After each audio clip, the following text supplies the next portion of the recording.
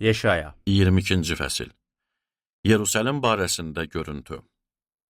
Görüntü vadisi barəsində xəbərdarlıq. Ey şəhər xalqı! Nə olub ki, hamınız damlara çıxmısınız? Ey səs-küylü, əylənən, gürültülü şəhər! Öldürülənləriniz nə qılıncdan keçirildi, nə də döyüşlərdə öldürüldü. Başlarınız birlikdə qaçdı.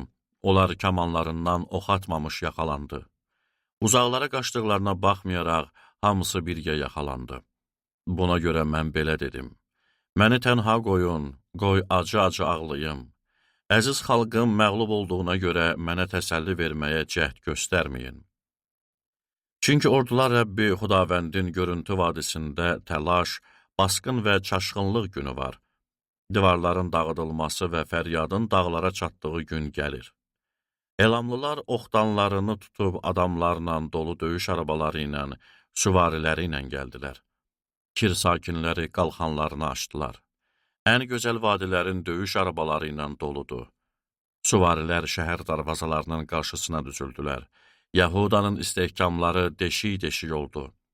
O gün siz Meşə adlı evdə saxlanılan silaha nəzər saldınız. Davudun şəhərinin divarlarında çoxlu dəlik-deşik əmələ gəldiyini gördünüz. Aşağı hovuza su yığdınız. Yerusəlimdəki evləri saydınız. Şəhər divarının təmiri üçün evləri sökdünüz. Köhnə hovuzun suları üçün 2 divar arasında su anbarı düzəltdiniz. Lakin bu işi görənə baxmadınız.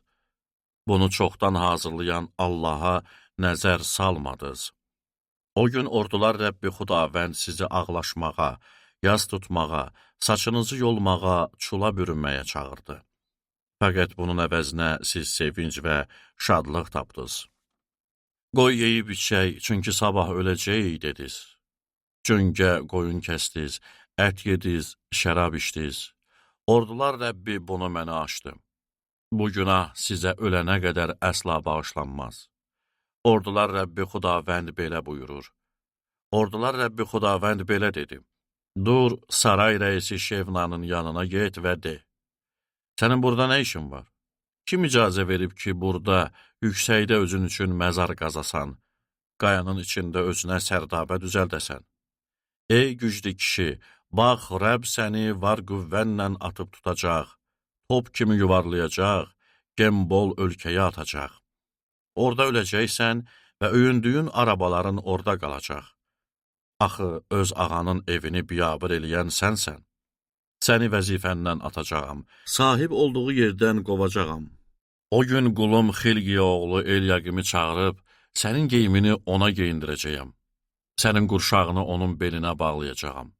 Səlahiyyətini onun ixtiyarına verəcəyəm. Bu adam Yerusəlim sakinlərinə, Yahuda xalqına ata olacaq. Davud nəslinin açarını onun çiynindən asacağam. Açdığını heç kim bağlaya bilməyəcək. Bağladığını heç kim aça bilməyəcək. Mən onu paya kimi bərk yerə vuracağam. Öz taxtında nəslinin fəxri olacaq.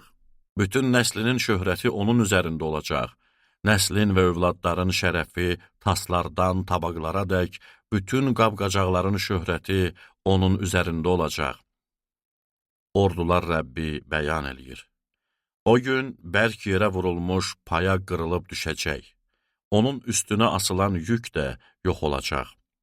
Çünki Rəbb belə söylədi.